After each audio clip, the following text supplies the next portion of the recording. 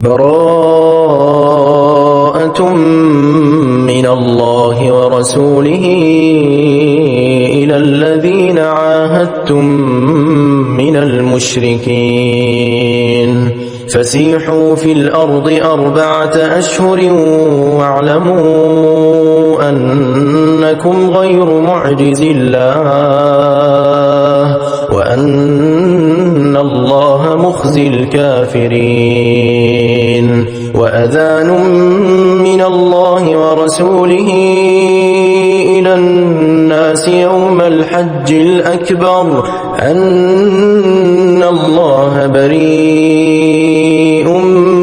من المشركين ورسوله فإن تبتم فهو خير لكم وإن توليتم فاعلموا أنكم غير معجز الله وبشر الذين كفروا بعذاب أليم إلا الذين عاهدتم من المشركين ثم لم ينقصوكم شيئا ولم يظاهروا عليكم أحدا فأتموا إليهم عهدهم إلى مدتهم إن الله يحب المتقين فإذا انسلخ الأشهر الحرم فاقتلوا المشركين حيث وجدتموهم وخذوهم واحصروهم واقعدوا لهم كل مرصد فإن تابوا وأقاموا الصلاة وآتوا الزكاة فخلوا سبيلهم إن الله غفور رحيم وإن أحد من المشركين استجارك فأجره حتى يسمع كلام الله ثم أبلغه مأمنه ذلك بأنهم قوم لا يعلمون كيف يكون للمشركين عهد عند الله وعند رسوله إلا الذين عاهدتم عند المسجد الحرام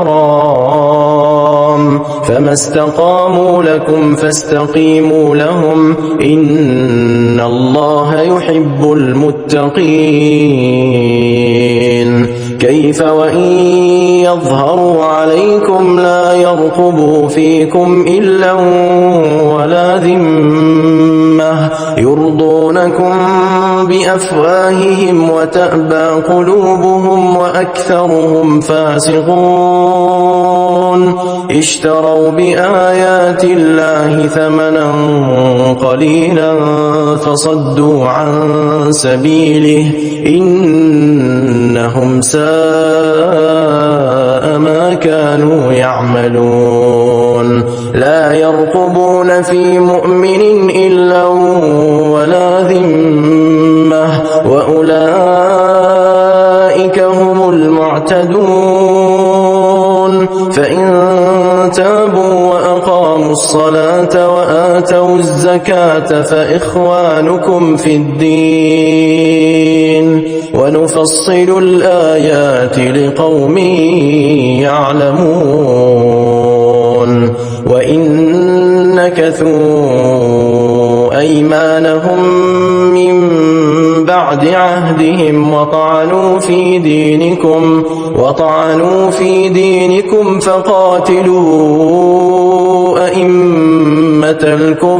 فقاتلوا أئمة الكفر إنهم لا أيمان لهم لعلهم ينتهون ألا تقاتلون قوما نكثوا أيمانهم وهموا بإخراج الرسول بإخراج الرسول وهم بدؤوكم أول مرة أتخشونهم فالله أحق أن تخشوه إن كنتم مؤمنين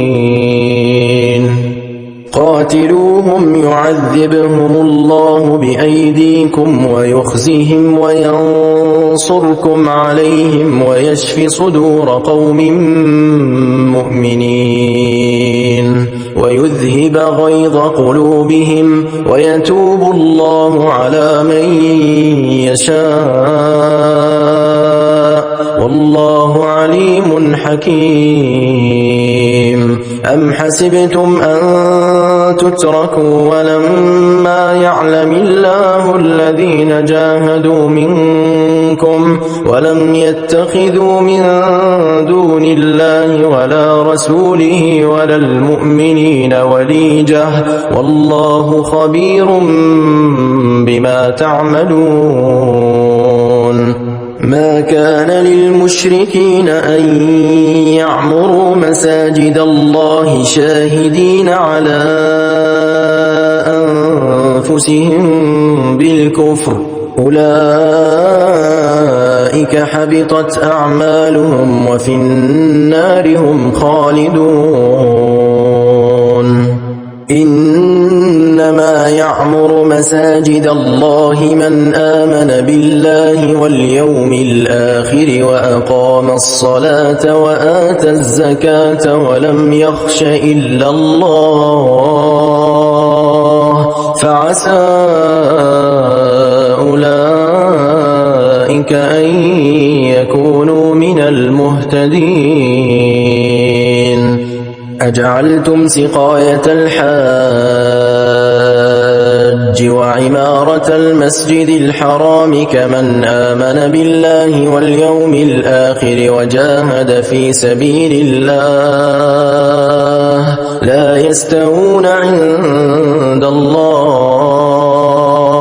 والله لا يهدي القوم الظالمين الذين آمنوا وهاجروا وجاهدوا في سبيل الله بأموالهم وأنفسهم أعظم درجة عند الله وأولئك هم الفائزون يبشرهم ربهم برحمة منه ورضوان وجنات لهم فيها نعيم مقيم خالدين فيها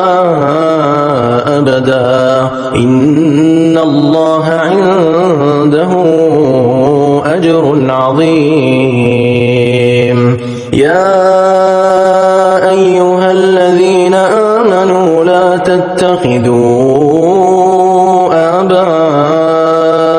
وإخوانكم أولياء إن استحبوا الكفر على الإيمان ومن يتولهم منكم فأولئك هم الظالمون قل إن كان آباؤكم وأبناؤكم وإخوانكم وأزواجكم وعشيرتكم وأموال اقترفتموها وتجارة تخشون كسادها ومساكن ترضونها أحب إليكم من الله ورسوله وجهاد في سبيله فتربصوا حتى يأتي الله بأمره والله لا يهدي القوم الفاسقين لقد نصركم الله في مواطن كثيرة ويوم حنين إذ أعجبتكم كثرتكم فلم تغن عنكم شيئا وضاقت عليكم الأرض بما رحبت ثم وليتم مدبرين ثم أنزل الله سكينته على رسوله وعلى المؤمنين وأنزل جنودا لم تروها وعذب الذين كفروا وذلك جزاء الكافرين ثم يتوب الله من بعد ذلك على من يشاء والله غفور رحيم يا أيها الذين آمنوا إنما المشركون نجس فلا يقربوا المسجد الحرام بعد عامهم هذا وإن خفتم عيلة فسوف يغنيكم الله من فضله إن شاء إن الله عليم حكيم قاتلوا الذين لا يؤمنون بالله ولا باليوم الآخر ولا يحرمون ما حرم الله ورسوله ولا يدينون دين الحق من الذين أوتوا الكتاب حتى يعطوا الجزية عن يد وهم صاغرون وقالت اليهود عزير ابن الله وقالت النصارى المسيح ابن الله ذلك قولهم بأفواههم يضاهئون قول الذين كفروا من قبل قاتلهم الله أنى يؤفكون اتخذوا أحبارهم ورهبانهم أربابا من دون الله والمسيح ابن مريم وما أمروا إلا ليعبدوا إلها واحدا لا إله إلا هو سبحانه عما يشركون يريدون أن يطفئوا نور الله بأفواههم ويأبى الله إلا أن يتم نوره ولو كره الكافرون هو الذي أرسل رسوله بالهدى ودين الحق ليظهره على الدين كله ولو كره المشركون يا أيها الذين آمنوا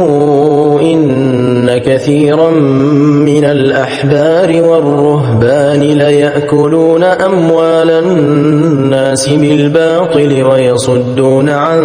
سبيل الله والذين يكنزون الذهب والفضة ولا ينفقونها في سبيل الله فبشرهم بعذاب أليم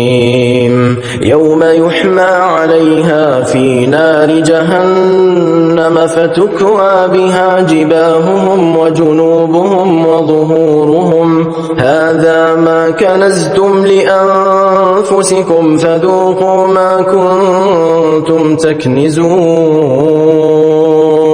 إن عدة الشهور عند الله 12 شهرا في كتاب الله يوم خلق السماوات والأرض منها 4 حرم ذلك الدين القيم فلا تظلموا فيهن أنفسكم وقاتلوا المشركين كافة كما يقاتلونكم كافة واعلموا أن الله مع المتقين. إنما النسيء زيادة في الكفر يضل به الذين كفروا يحلونه عاما ويحرمونه عاما ليواطئوا عدة ما حرم الله فيحلوا ما حرم الله. زين لهم سوء أعمالهم والله لا يهدي القوم الكافرين. يا أيها الذين آمنوا ما لكم إذا قيل لكم انفروا في سبيل الله اثاقلتم إلى الأرض أرضيتم بالحياة الدنيا من الآخرة فما متاع الحياة الدنيا في الآخرة إلا قليل. إلا تنفروا يعذبكم عذابا أليما ويستبدل قوما غيركم ولا تضروه شيئا والله على كل شيء قدير. إلا تنصروه فقد نصره الله إذ أخرجه الذين كفروا ثاني اثنين إذ هما في الغار إذ يقول لصاحبه لا تحزن إن الله معنا فأنزل الله سكينته عليه وأيده بجنود لم تروها وجعل كلمة الذين كفروا السفلى وكلمة الله هي العليا والله عزيز حكيم. انفروا خفافا وثقالا وجاهدوا بأموالكم وأنفسكم في سبيل الله ذلكم خير لكم إن كنتم تعلمون.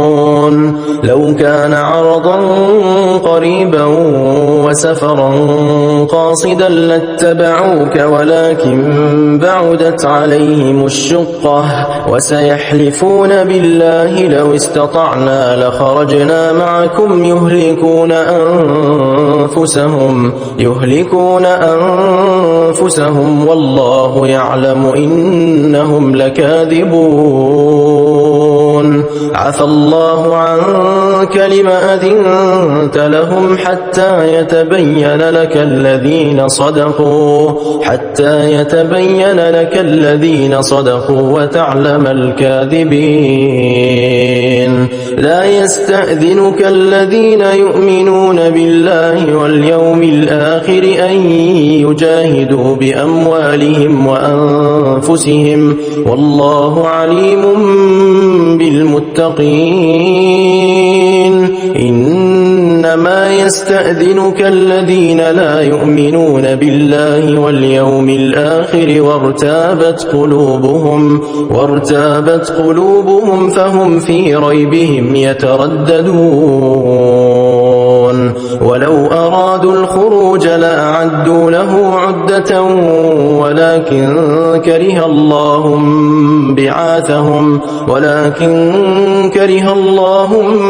بعاثهم فثبطهم وقيل اقعدوا مع القاعدين. لو خرجوا فيكم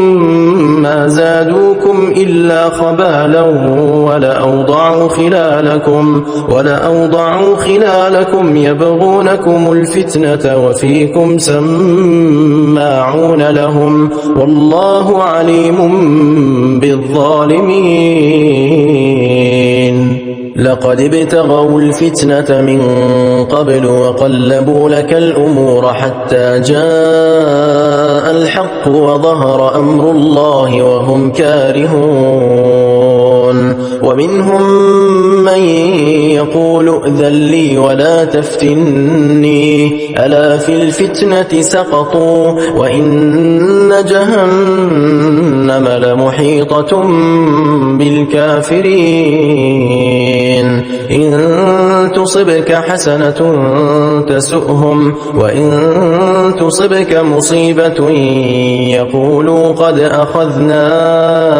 أمرنا من قبل ويتولوا وهم فرحون قل لن يصيبنا إلا ما كتب الله لنا هو مولانا وعلى الله فليتوكل المؤمنون قل هل تربصون بنا إلا إحدى الحسنيين ونحن نتربص بكم أن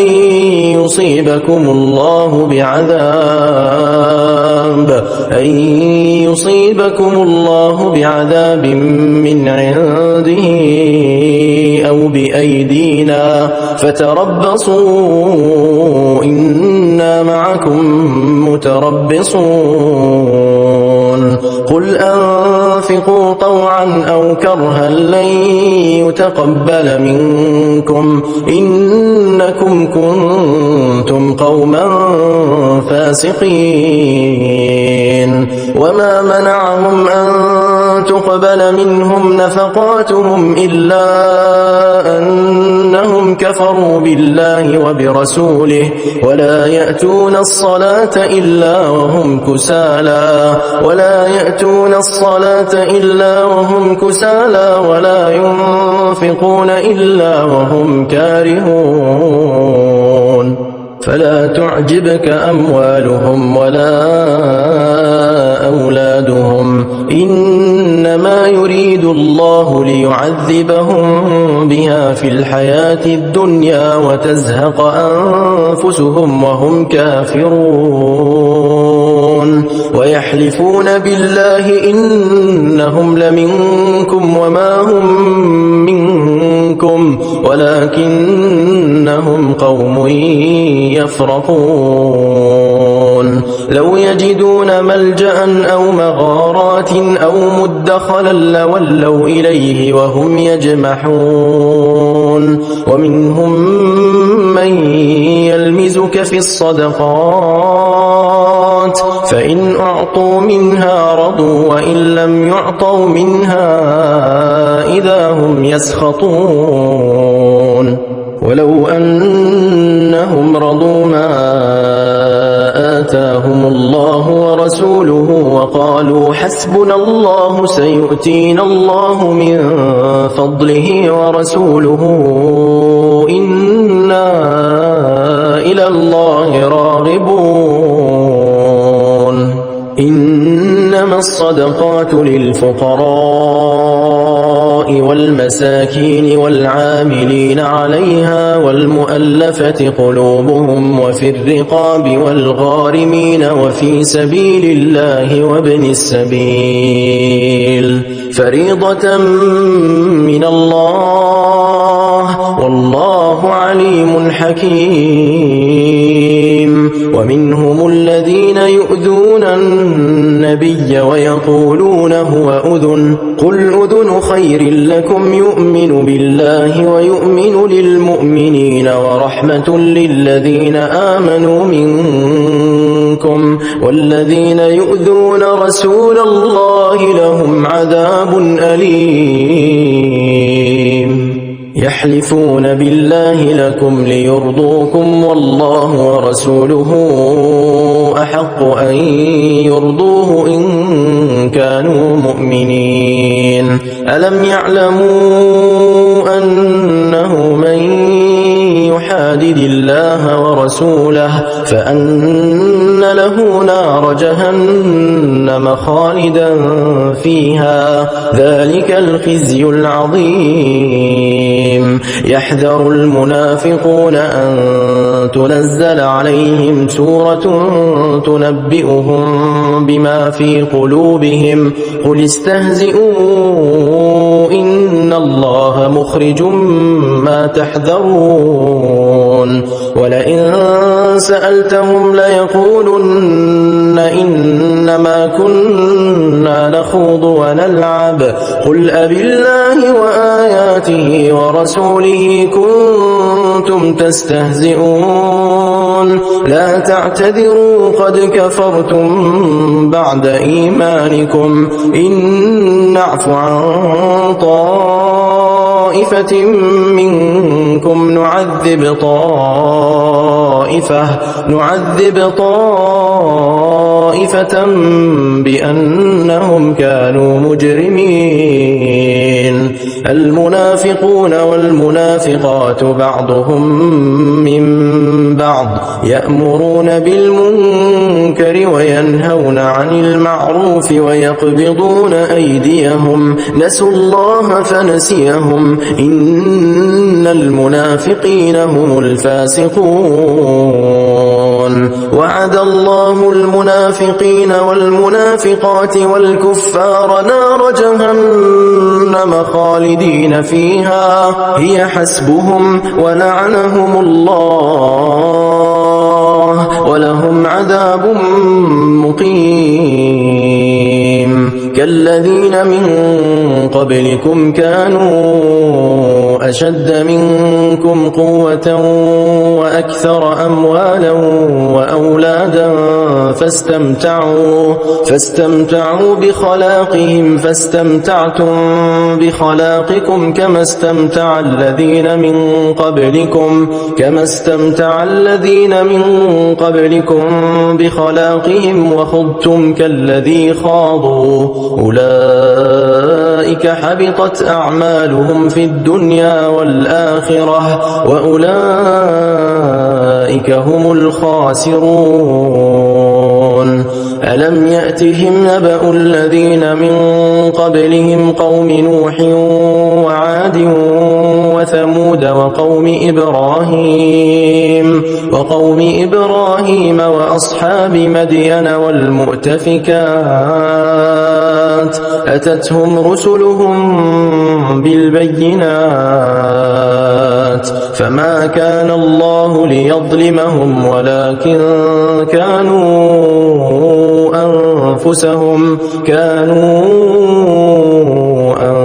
أنفسهم يظلمون. والمؤمنون والمؤمنات بعضهم أولياء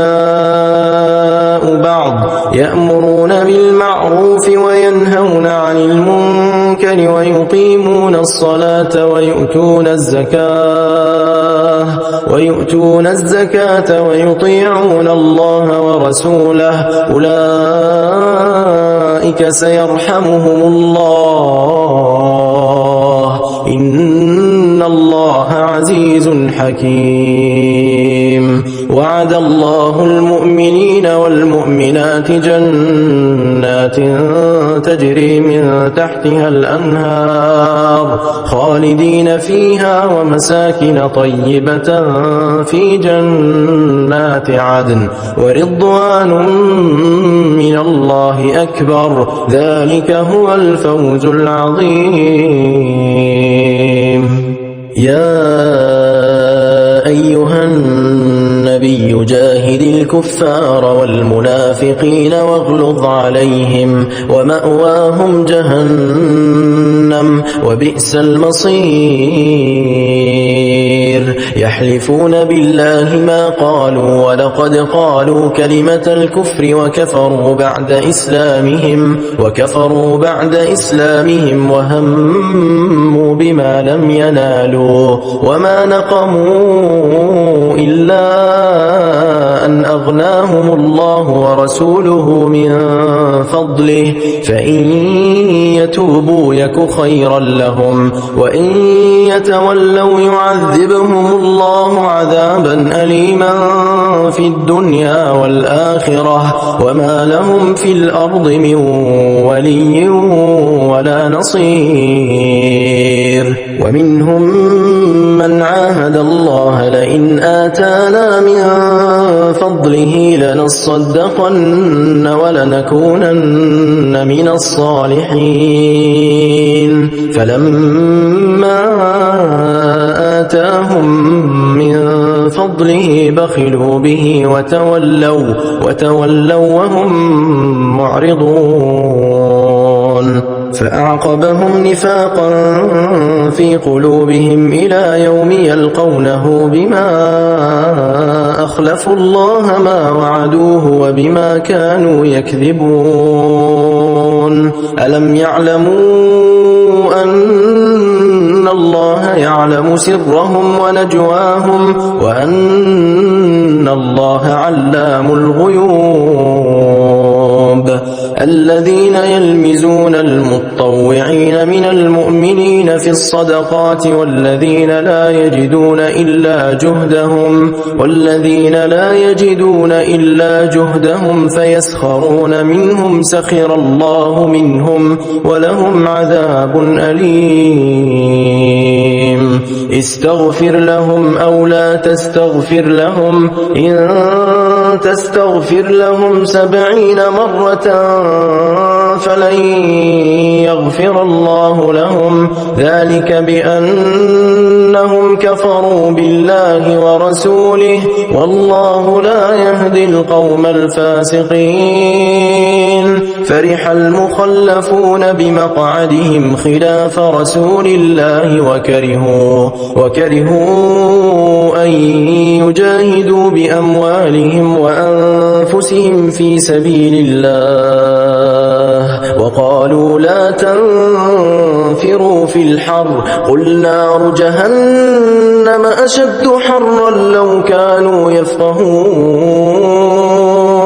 فليضحكوا قليلا وليبكوا كثيرا جزاء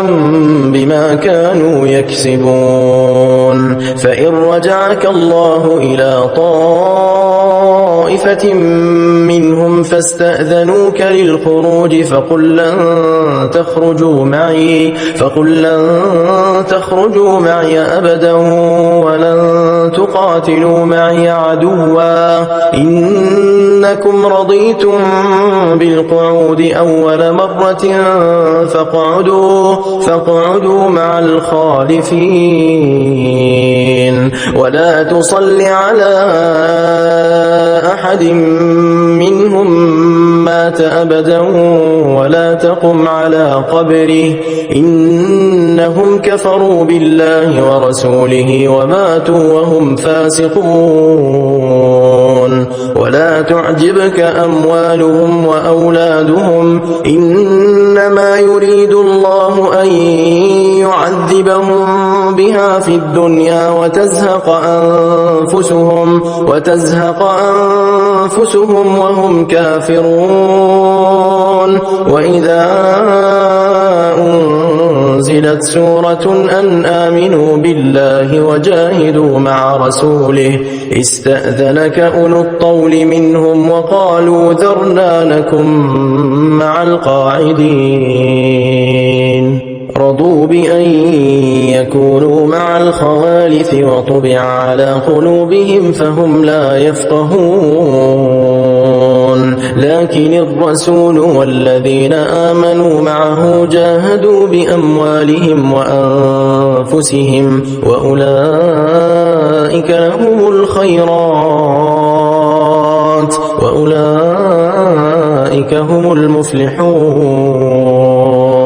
أعد الله لهم جنات تجري من تحتها الأنهار خالدين فيها ذلك الفوز العظيم.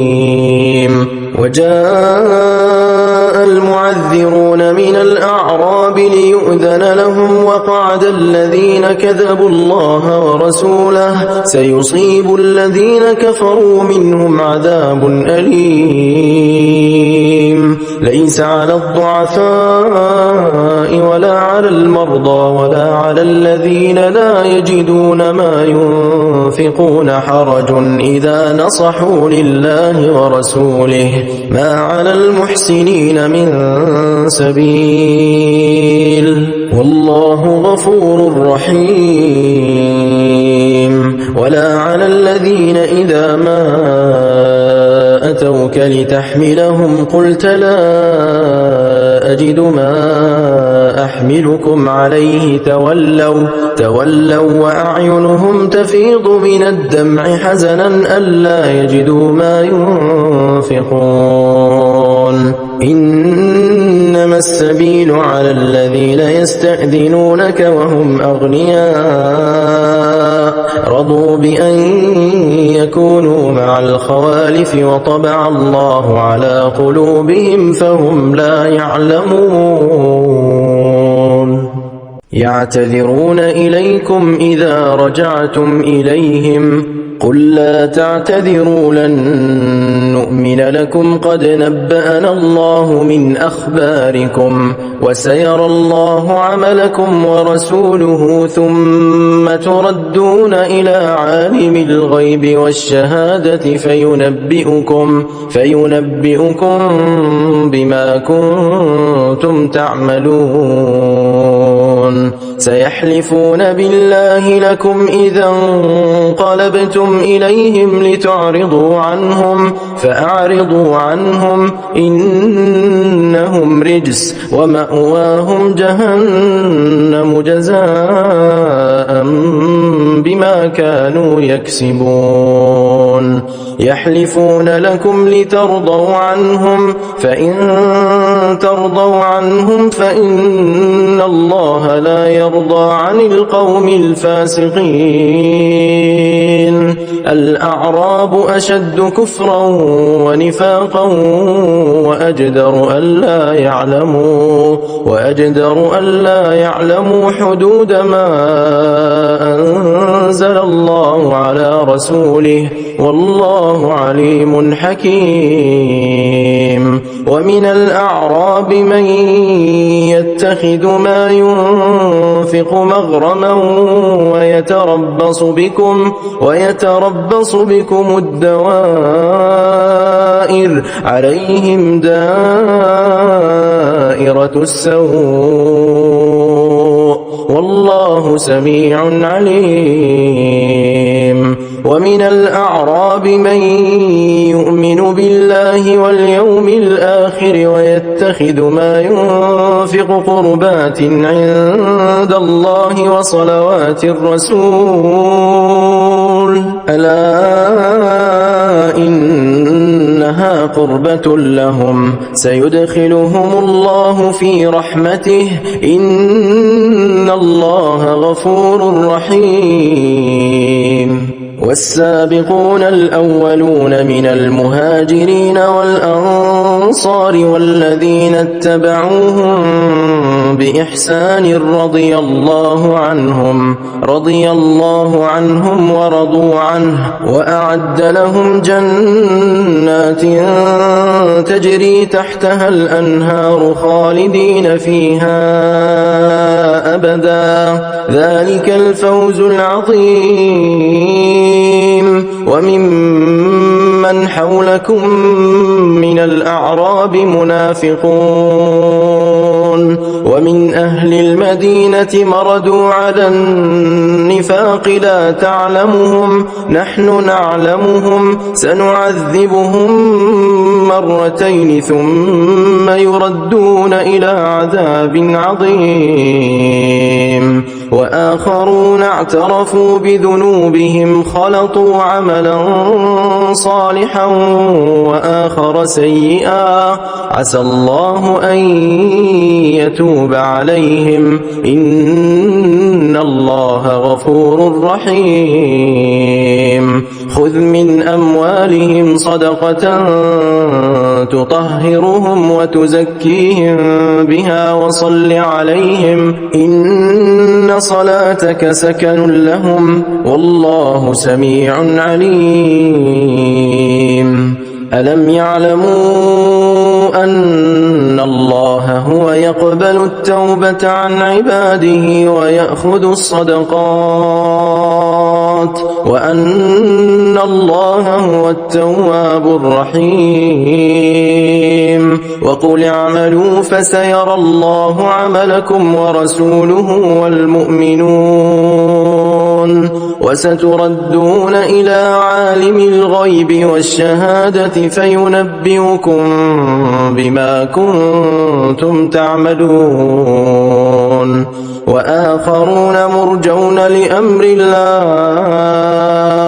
إما يعذبهم وإما يتوب عليهم والله عليم حكيم والذين اتخذوا مسجدا ضرارا وكفرا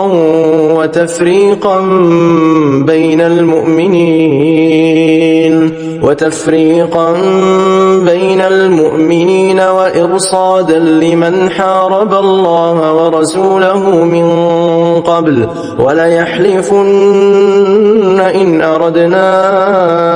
إلا الحسنى والله يشهد إنهم لكاذبون لا تقم فيه أبدا لمسجد أسس على التقوى من أول يوم أحق أن تقوم فيه رجال يحبون أن يتطهروا والله يحب المطهرين أفمن أسس بنيانه على تقوى من الله ورضوان خير أم من أسس بنيانه على شفا جرف فانهار به في نار جهنم والله لا يهدي القوم الظالمين لا يزال بنيانهم الذي بنوا ريبة في قلوبهم إلا أن تقطع قلوبهم والله عليم حكيم إن الله اشترى من المؤمنين أنفسهم وأموالهم بأن لهم الجنة يقاتلون في سبيل الله فيقتلون ويقتلون وعدا عليه حقا في التوراة والإنجيل والقرآن ومن أوفى بعهده من الله فاستبشروا ببيعكم الذي بايعتم به وذلك هو الفوز العظيم التائبون العابدون الحامدون السائحون الراكعون الساجدون الآمرون بالمعروف والناهون عن المنكر والحافظون لحدود الله وبشر المؤمنين ما كان للنبي والذين آمنوا أن يستغفروا للمشركين ولو كانوا أولي قربى من بعد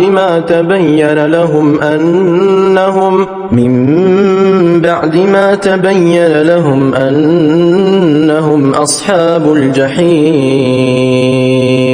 وما كان استغفار إبراهيم لأبيه إلا عن موعدة وعدها إياه فلما تبين له أنه عدو لله تبرأ منه إن إبراهيم لأواه حليم وما كان الله ليضل قوما بعد إذ هداهم حتى يبين لهم ما يتقون إن الله بكل شيء عليم إن الله له ملك السماوات والأرض يحيي ويميت وما لكم من دون الله من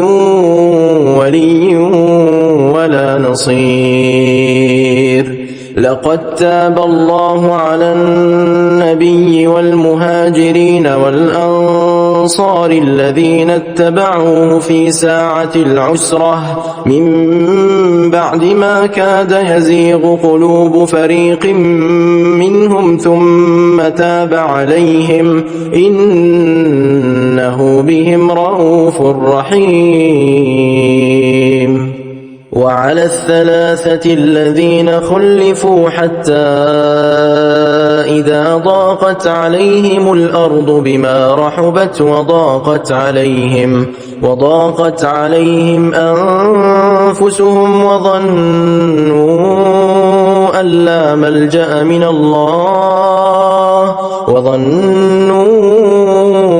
لا ملجأ من الله إلا إليه ثم تاب عليهم ليتوبوا إن الله هو التواب الرحيم يا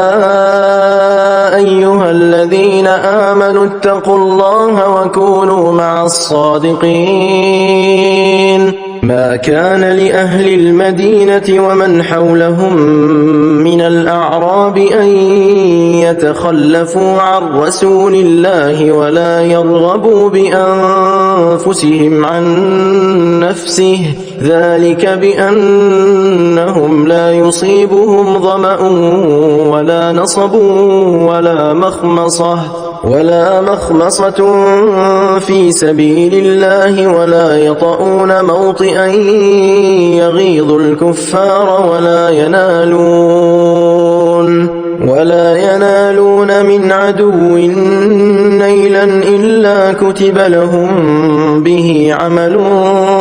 صالح إن الله لا يضيع أجر المحسنين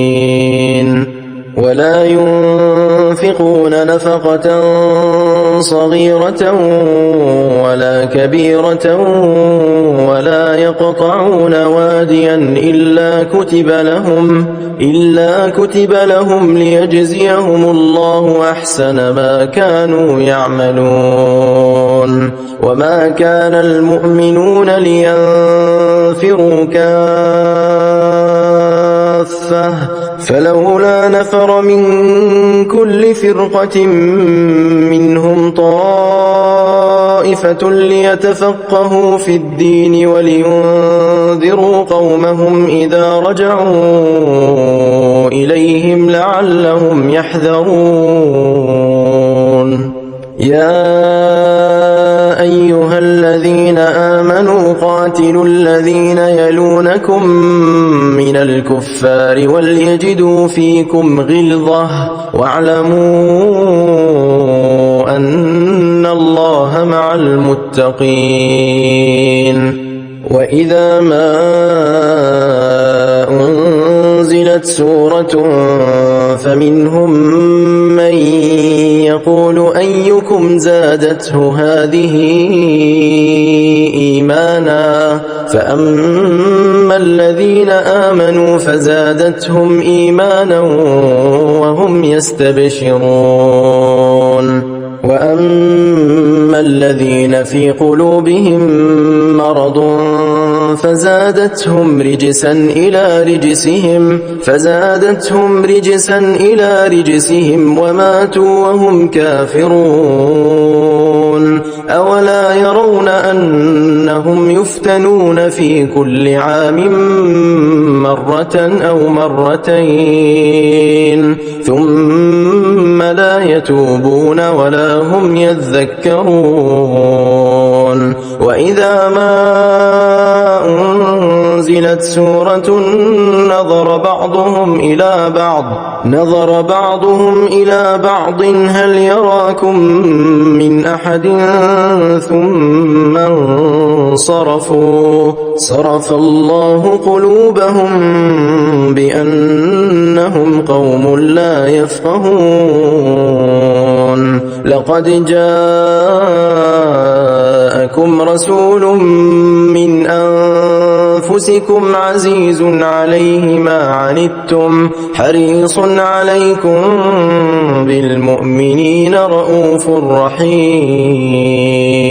فإن تولوا فقل حسبي الله لا إله إلا هو عليه توكلت وهو رب العرش العظيم.